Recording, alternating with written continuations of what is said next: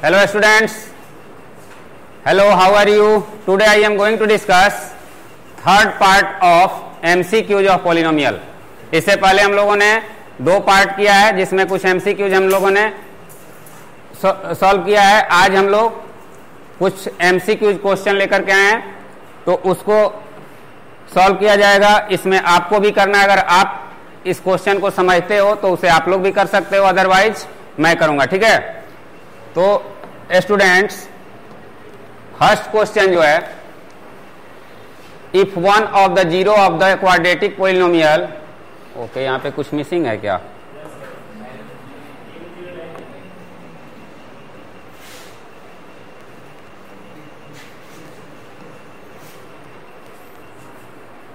-3 है, is -3. Okay,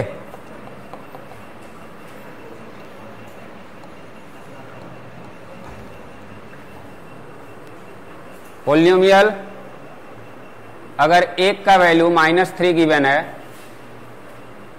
तो दूसरे तो k का वैल्यू फाइंड करना है. ठीक है. अब students, if one of the zero of the quadratic polynomial k -1 into x square plus k x plus 1 is -3 the value of k. Okay, तो इसे कैसे फाइंड करेंगे? कोई कर सकता है? आ जाओ, आप ही लोगों को करना है. जो नहीं होगा उसे मैं करूंगा. ठीक है. -3 गिवन है. हाँ,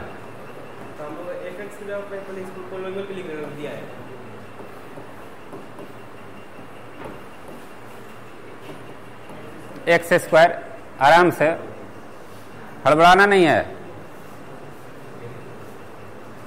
एक्स स्क्वायर करो. वहां एक्स स्क्वायर यहां करो. हाँ जी, plus k x plus 1. Very good. Okay, direct लिख दिया. चलो, कोई बात नहीं.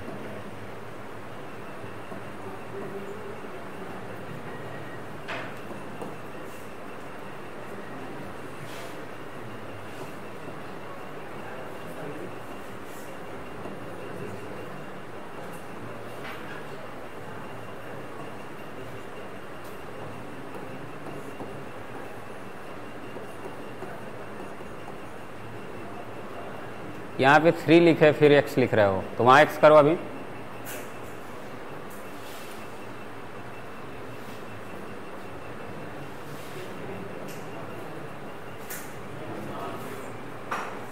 माइनस हटा दो बाबू.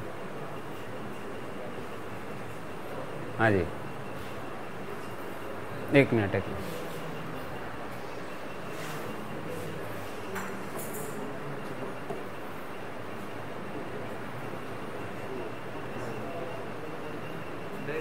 हाँ जी, जो समझ में आए करो.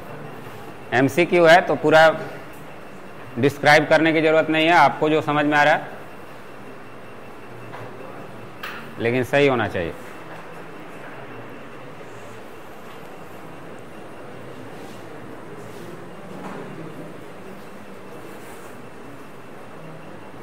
Okay okay.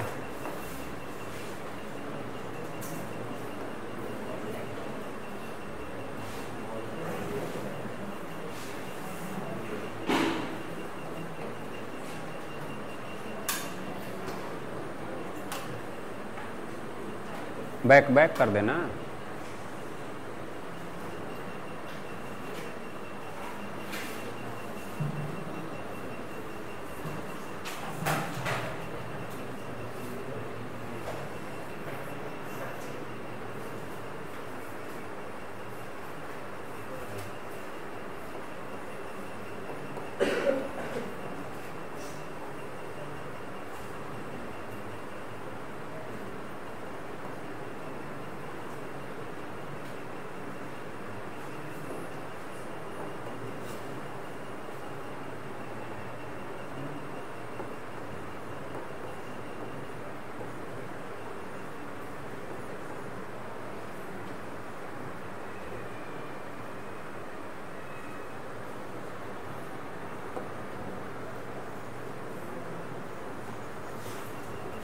कौन सा होगा?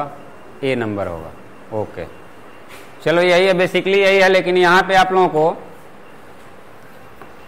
ये थोड़ा सा ये सब चीज़ों पे ध्यान देना, ठीक है बाबू। यहाँ पे ब्रैकेट, दोनों साइन एक साथ नहीं कर सकते हैं। यहाँ पे आपको इक्वल दो यूज नहीं होता है, ठीक है।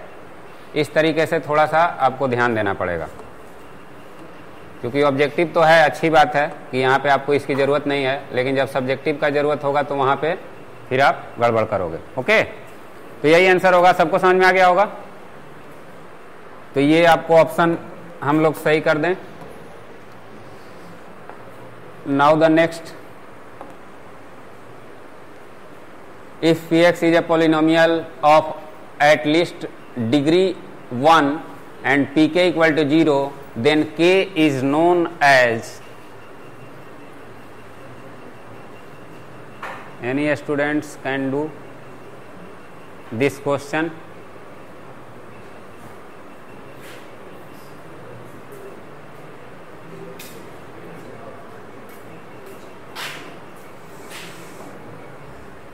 कुछ एक्सप्लेन कर दो।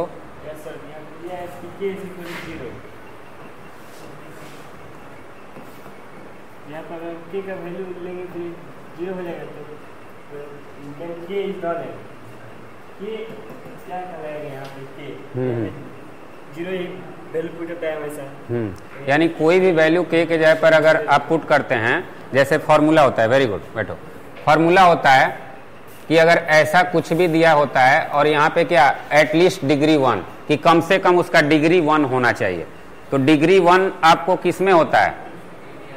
लीनियर में, मतलब कम से कम लीनियर होना चाहिए, ठीक है। बाकी इसके ऊपर आप क्या कर सकते हो? क्वाड्रेटिक भी कर सकते हो। तो अगर क्वाड्रेटिक करते हो तो आपका ये फॉर्मूला है। तो यहाँ पे px इक्वल टू, तो pk यानी k अगर आपका क्या है, k रखने पे यहाँ पे 0 हो रहा है, तो k का वैल्यू अगर x के जगह हम k मानते हैं तो इस तरीके से इसे डिनोट करेंगे ना, ak square plus bk plus c।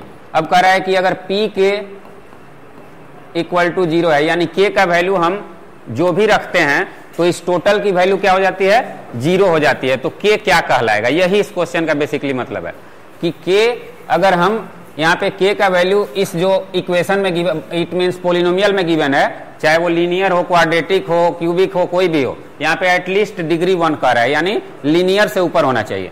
तो वो क्या होगा? 0 होगा। ये फॉर्मूला है आपको, जो आप लोग 9th क्लास में भी पढ़े हो, ये 10th क्लास में यहाँ पे MCQ में ये गिवन है। ओके, तो आपका आंसर यही है। Now the next question, if the zeros of the quadratic polynomials x square plus a plus 1 x plus b are 2 and 3 minus 3, then a equal to, कौन करेगा? Any students? Any other student? Girls? Okay, come.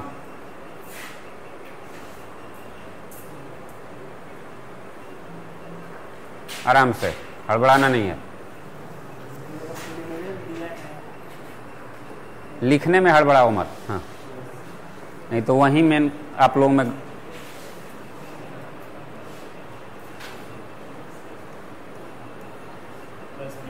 Okay. और zero हम लोग ने दिया है एक equation, जैसे अल्फा प्लस बीटा होता है equal to minus B by A. Okay, यहाँ से बोलेगा हम लोग का a plus 1 minus a plus 1 by 1। Okay, एक जीरो ये दिया है हम लोग 3 2 यहाँ से हम लोग सीधे निकाल सकते हैं minus a plus, no no no no, 2 नहीं दिया है। क्वेश्चन थोड़ा ध्यान से पढ़ो बाबू।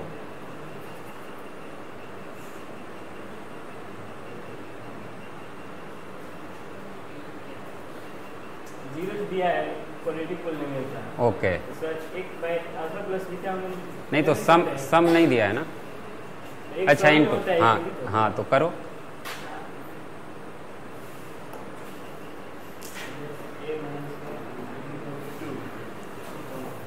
करो, कोई दिक्कत नहीं है।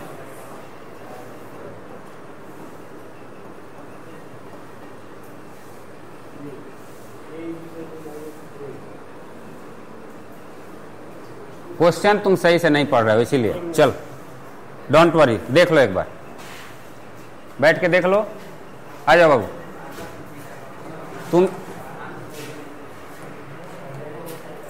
अच्छा आदित्य करना चाहते हो, आ जाओ शुभम तुम इसके बाद। ओके, कोई स्टूडेंट जो कॉन्फिडेंट हो आ जाओ, हड़बड़ाना नहीं है,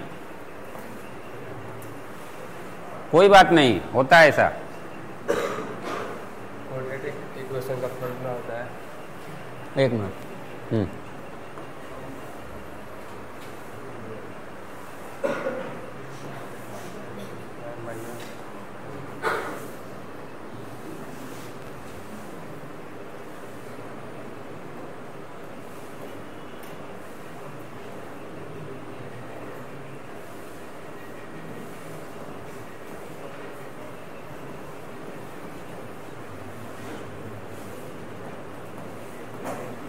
very good.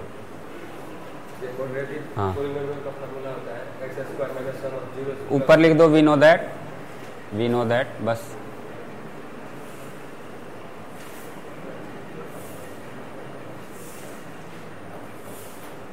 Very good. Now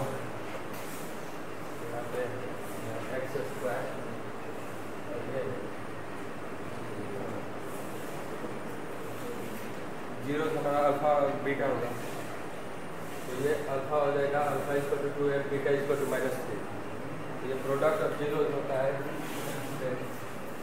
B है ना, तो प्रोडक्ट ऑफ जीरो मतलब 2 × -3 -6 होगा, तो बी इक्वल टू -6, यही दो ऑप्शन में है। उसके बाद ये फॉर्म में होता है। चलो तुमने भी अच्छा प्रयास किया। देखो मैं बताता हूँ, डोंट वरी, वेरी गुड। यहाँ पे देखो, सबसे पहले तुम लोग क्वेश्चन को देख के हड़बड़ाओ मत, ठीक है। यहाँ पे आपको दो अलग अलग जीरो गिवन है ना।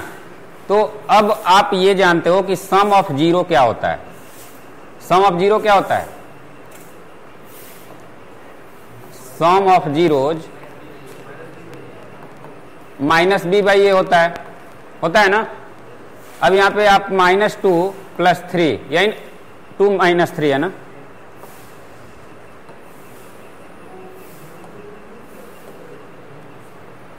टू प्लस -3 और b के प्लेस पे क्या है? -a + 1/1 होगा, यही होगा ना। अब स्टूडेंट्स इसको सॉल्व कर लेना है, तो क्या होगा? 2 - 3 = -a + 1। क्लियर है? अब यहां पे क्या होगा? -1 = -a + 1। क्लियर है? -1, हाँ -1 होगा ये -1। अब इसको एक तरफ करोगे आप लोग तो ये प्लस में होगा, ये इधर जाएगा तो प्लस में, और ये माइनस में। ओके, तो यहाँ इसकी कोई खास जरूरत नहीं थी, ठीक है। यहाँ पे ये इससे भी काम चल सकता था। तो यहाँ पे क्या हो गया? ये का वैल्यू क्या हुआ? 0। अब दूसरा आपको फाइंड करना है तो प्रोडक्ट वाला यूज कर लो। क्या होगा? प्रोडक्ट क्या होता है? अल्फा इंटू बीटा अगर आप यूज करना चाहते हो तो क्या होगा? 2 × -3। अल्फा बीटा का वैल्यू क्या होता है? अल्फा इंटू बीटा का c/a, तो c/a यहाँ पे -6 हो जाएगा। और c का वैल्यू क्या गिवन है? b है। और a का वैल्यू क्या गिवन है? c का वैल्यू b ही ना गिवन है, माइनस नहीं है। b और a का वैल्यू 1 है, इक्वल टू -6। तो b इक्वल टू क्या हो गया? तो यही होगा ना, ठीक है। तो इसमें इस चीज की कोई जरूरत नहीं है, आप सिंपल ये। तो जहां पे हमको ऑब्जेक्टिव में यानी एमसीक्यू में ज्यादा आपको भूमिका की जरूरत नहीं है, सीधा क्वेश्चन पे आपको ये करना है, नहीं तो टाइम आपका वेस्ट होगा। क्लियर है ना? अब यहाँ पे हमें इसकी कोई जरूरत, सम और प्रोडक्ट पता है तो उसी को सम और प्रोडक्ट कर दो। क्लियर है?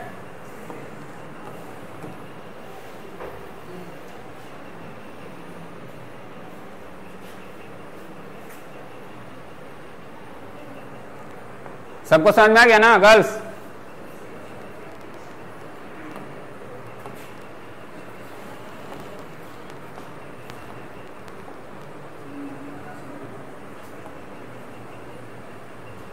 If one of the zeros of a quadratic polynomial of the form x square plus x plus b is the negative of the other, then it.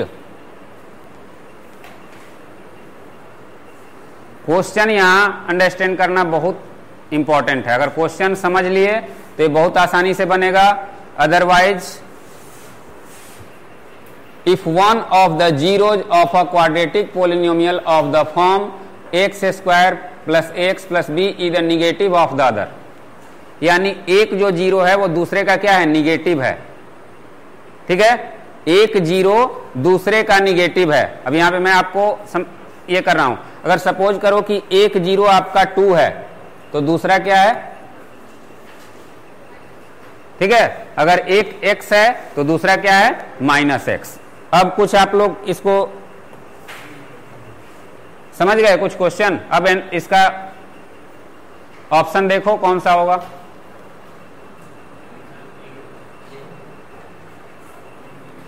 Okay, कोई कर सकता है, मतलब आंसर समझ गए हो लेकिन कर सकते हो कि नहीं. चलो कोई बात नहीं, मैं करता हूं. यहां पे अगर इफ 1 0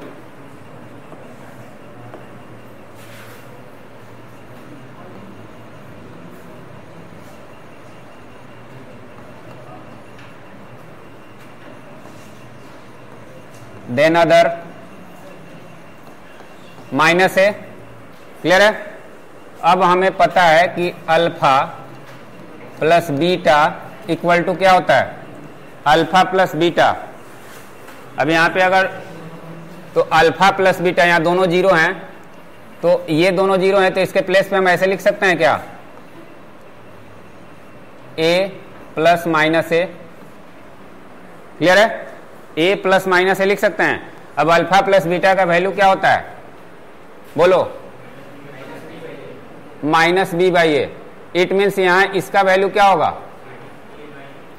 तो इसको -b/a इक्वल टू 0 होगा तो -b इक्वल टू a हो जाएगा. a का वैल्यू -b के बराबर है. क्लियर है. तो वही यहां पे यानी a का जो भी वैल्यू आएगा इट मीन्स इसका ये निगेटिव होगा. अगर -b है तो ये तो दोनों एक दूसरे के निगेटिव हो गया ना. अब दूसरा आपको यहां पे कांस्टेंट के तो alpha into beta equal to क्या होता है, c/a. तो c/a अल्फा इंटू बीटा यहां पे a into -a equal to c/a. Clear है. अब यहां पे -a² equal to c/a. Clear है. अब -a² क्या बाबू,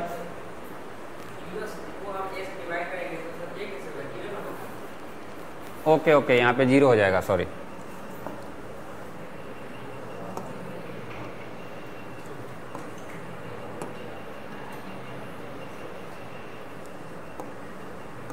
यहां पे a की वैल्यू आपको क्या हो जाएगी, a बराबर अगर ये है तो a की वैल्यू 0 और -b की वैल्यू भी क्या हो जाएगी, 0.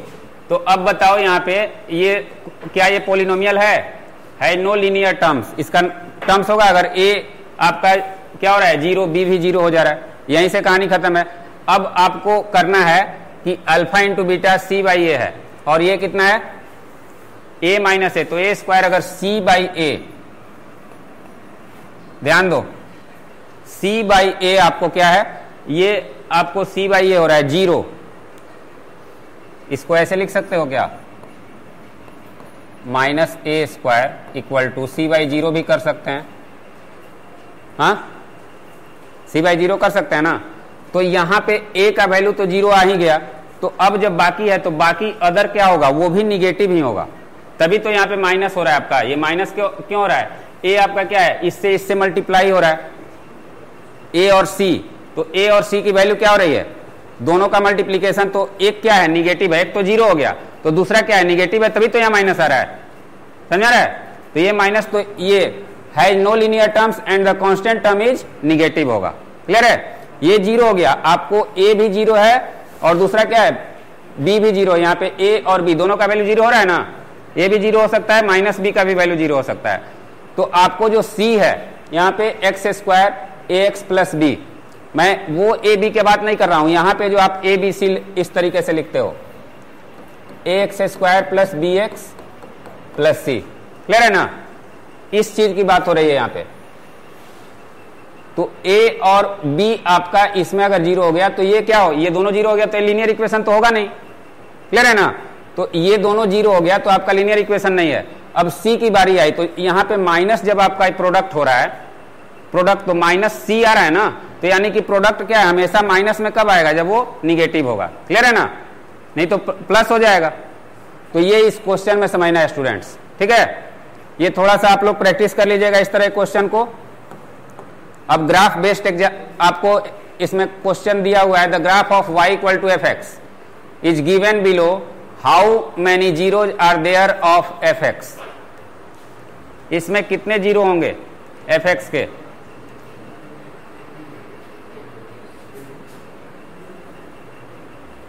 कौन बताएगा।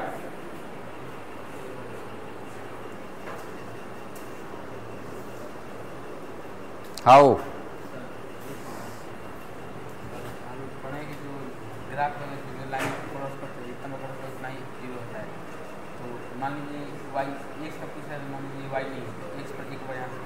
हाँ okay very good. It means जितना इंटरसेक्शन होता है एक्स एक्सिस पे उतना ही जीरो होता है, क्लियर है ना। एक्स एक्सिस पे आपको जो भी पैराबोला बनता है या जो भी आप कर्व लाइन या जो भी ये करते हो तो वहां पे आपको वन प्लेस पे अगर इंटरसेक्शन है तो 1 0, 2 प्लेस पे इंटरसेक्शन है तो 2 0। यहां पे y equal to F x दे रहा है, y equal to F x, इसका मतलब जो y का वैल्यू है वही एफ एक्स का वैल्यू है, ठीक है। यानी कि y equal to F x, यहां पे function of x equal to y, इसका मतलब इसका जो भी वैल्यू आएगा वो y के बराबर आएगा, यही ना है, इसका मतलब तो यही है। यानी x के जगह पर आप कुछ भी रखोगे तो y के बराबर आएगा, ठीक है। आप अगर यहाँ पे जीरो रखते हो तो y के बराबर होगा, यानी y भी जीरो हो जाएगा, यानी दोनों जीरो होगा। तो क्लियर है, ये 0 0 है ना दोनों। ये किस प्लेस पे है, तो ओरिजिन पे है, 0 0 है दोनों का, वहां पे कोऑर्डिनेट क्या होता है 0 0। तो ये आपको क्या होगा, 1 एंड ओनली 1 होगा।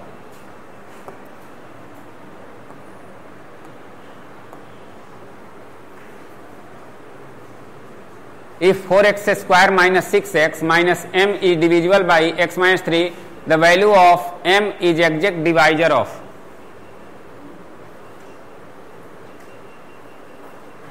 क्वेश्चन में कुछ नहीं है, थोड़ा सा कॉमन सेंस लगाना है, ओके।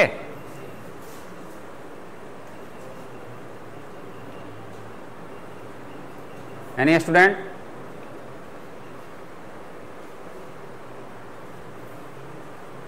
देखो यहां पे कर है 4x square minus 6x minus M is divisible by x minus 3, then the value of m is exact divisor, यानी ये इससे डिविजिबल है, ठीक है।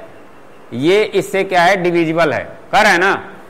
तो x माइनस 3 से ये डिविजिबल है, तो सबसे पहले 3 का वैल्यू वहां पे रखो तो m का वैल्यू पुट हो जाएगा, और जैसे ही m का वैल्यू तब देखना है कि वो m से कौन सा डिविजिबल है, बस दैट्स इट, समझ रहा है।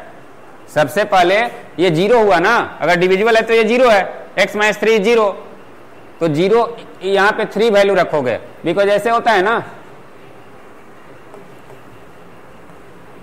x माइनस 3 अगर है तो यहाँ पे 0, f यहाँ पे ऐसे लिख सकते हो, फिर आप माइनस 3 पुट कर सकते हो ना, सॉरी प्लस 3। अब यहाँ पे आप उसको करोगे तो 4 into 3 square minus 6 into 3 minus m, यही होगा ना।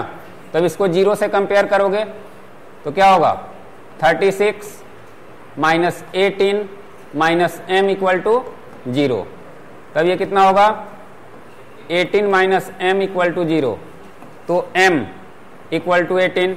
अब देखो तो एक ही दिख रहा है ना। अब यहाँ पे देखो m is exact divisor of, m क्या है, डिवाइजर है, ये भी ध्यान देना है, ये नहीं कि अब 9 कर लेना, 9 36 में कंफ्यूजन, डिवाइजर का मतलब जो डिवाइड करता है, ठीक है। तो यहाँ पे क्या होगा, 36 होगा, क्लियर है। तो इस तरह का थोड़ा सा अप्लाई क्वेश्चन रहेगा, आप लोग इसको ये ध्यान देना है, ठीक है, कि यहाँ पे डिवाइजर भी यूज कर दिया। पोलिनोमियल में अब डिवाइजर भी आपको, आखिर तो उसी का पार्ट है, लेकिन ये छोटा छोटा, the graph of y equal to F x is given, how many zeros are there of F x. आ जाओ,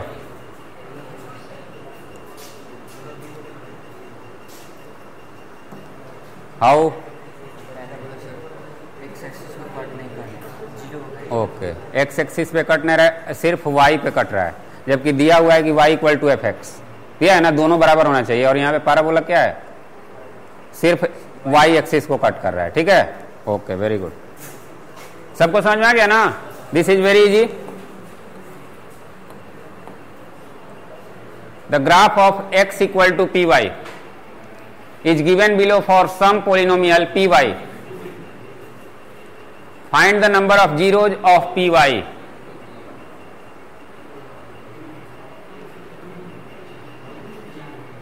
यहां पे student the graph of x equal to P Y, x का जो वैल्यू है वो पोलिनोमियल ऑफ y के बराबर है, यानी जो उसका वैल्यू आएगा वही उसका वैल्यू आएगा। Below for some polynomial P Y find the number of zeros of P Y. तो x का वैल्यू पी वाई के बराबर आना चाहिए, समझ रहा है? ध्यान देना, x ये है, y ये है, तो x equal to polynomial of y दिया है, ये दिया है ना। अब पोलिनोमियल ऑफ y, तो अगर पोलिनोमियल ऑफ y आप कुछ भी रखते हो, यहां पे अगर 2 रखते हो तो ये क्या होगा, यहां पे x का वैल्यू क्या होगा, बोलो। अगर यहां पे आप 2 रखते हो तो वो x के बराबर आ रहा है, तो अगर 0 यहां पे रखते हो तो x का वैल्यू क्या होगा, x हमारा क्या होगा, 0 होगा, तभी तो ये होगा। तो 0, find the numbers of 0 of P Y, P Y के 0 फाइंड करने हैं, पी वाई के 0, समझ में आ रहा है? क्या होगा,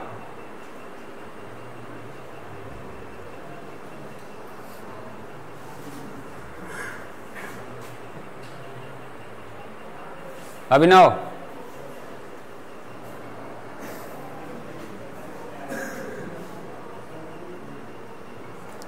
देखो यहां पे ध्यान देना, पी वाई का 0, पी वाई इट मीन्स आपको x के बराबर है, पी वाई क्या है, x के बराबर है। तो एक तो आपको ये दिख रहा है, ठीक है। अब ये जो आपका है, आपके दिमाग में है कि x एक्सिस पे कटता है उतना ही नंबर ऑफ 0 होता है, क्लियर है? यही होता है ना। तो polynomial P Y find the number of zeros of P Y, P Y का 0 कितना होगा, 1 2 3 4, पी वाई का 0 पूछा जा रहा है। यहां पे टर्म कंडीशन तो देखो, समझ आ रहा है ना? टर्म कंडीशन देख रहे हो? तो ये क्वेश्चन पे डिपेंड करता है ना, क्वेश्चन को आपको मैं पी वाई का 0 पूछ रहा है, यानी x का पी वाई कुछ भी रखो तो x का वो वैल्यू आ जाता है। तो इट मीन्स अगर हम यहाँ पे पी वाई को क्या रखते हैं, 4 रखते हैं, 3 रखते हैं, 0 रखते हैं, क्या रखते हैं, और x हमारा 0 आता है, तो 0 तो सब वेरी कर रहा है कि नहीं कर रहा है, समझ रहा है? तो यहाँ पे क्या होगा, 4 होगा, यहाँ पे क्वेश्चन के अकॉर्डिंग। ऐसे तो आप लोग जानते हो कि जो x एक्सिस पे होता है उतना 0 होता है, लेकिन क्वेश्चन यहाँ क्या कर रहा है कि y से रिलेट करना है, ठीक है। पी वाई का 0 कितना होगा, समझा गया? तो जो भी हम वैल्यू रखते हैं वो x के बराबर होता है, तो x 0 है यहाँ पे, और बाकी पी वाई हम डिफरेंट रख सकते हैं, क्लियर है ना? पी वाई हम क्या रख सकते हैं, डिफरेंट रख सकते हैं। तो यही हुआ, तो समझ आ गया कौन सा होगा?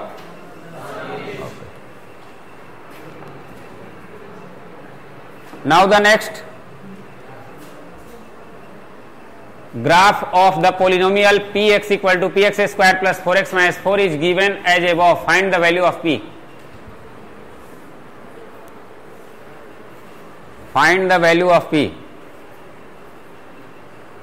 Any student?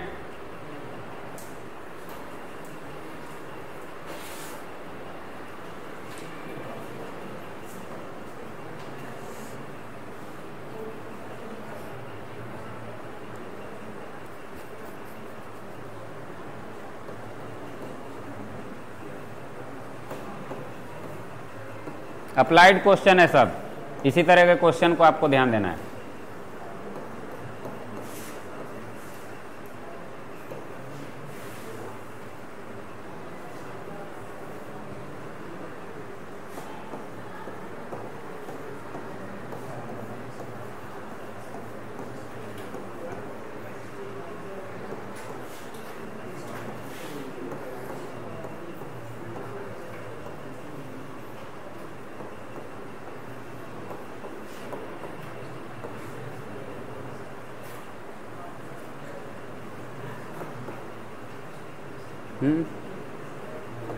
ये क्या, यहाँ जीरो से रिलेट करोगे ना, जीरो फाइंड करना है ना, जीरो से रिलेट किए बिना होगा क्या? ये कैसे इक्वल कर दिए, समझ रहा है? चलो कोई बात नहीं, यहाँ पे जीरो कर दो ना, हेलो जीरो कर दो, ओके वहाँ भी, हाँ अब यहाँ माइनस होगा, okay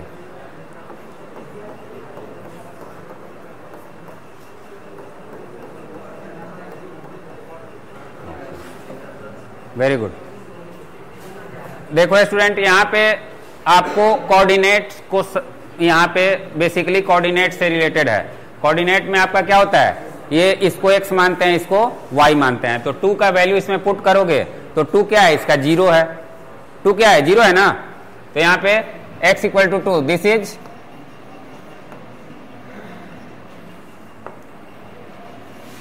zero of polynomial. Clear है? तो अब जब ये है तो इसका हम ऐसे पुट कर सकते हैं ना, तो यहां पे P2 यहां लिख लोगे। क्लियर है? अब P2 इसको तब कंफ्यूजन नहीं होता ना, कंफ्यूजन इसीलिए हुआ है। तो जब जीरो है तो इसको हम जीरो से रिलेट कर सकते हैं। ओके, तो ये यहां पे आप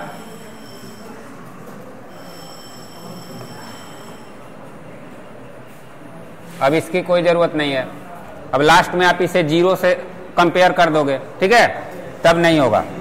यही सब ध्यान देना है।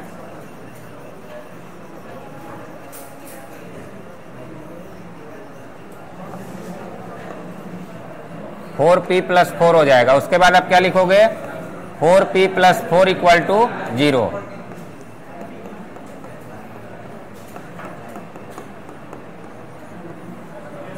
क्लियर है?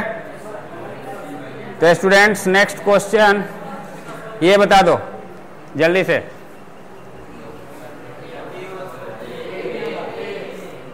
Which of the following is not the graph of quadratic polynomial. Quadratic का मतलब जिसके 2 जीरो हों, तो 2 जीरो आपको इसमें 1 2 3, 1 2 इसमें 1 इसमें, तो not the graph of quadratic polynomial कौन कौन होगा? ये क्या है, ये क्वाड्रेटिक का है, ए होगा और बी नहीं होगा और डी होगा, ये सिर्फ होगा। बेसिकली यहाँ पे क्वेश्चन होना चाहिए कि कौन सा होगा, ठीक है, इसीलिए यहाँ पे 3 ऑप्शन हो गया, ठीक है, कोई बात नहीं। तो इस तरीके के क्वेश्चन अगर होंगे तो एबव ऑल दे देगा, ठीक है, यहाँ पे। तो ये इस तरीके के क्वेश्चन आपको, मतलब जो ग्राफ वाले क्वेश्चन है वो भी आएंगे, तो उसको भी आपको ध्यान देना है। So for today that's all students, have a nice day, thank you.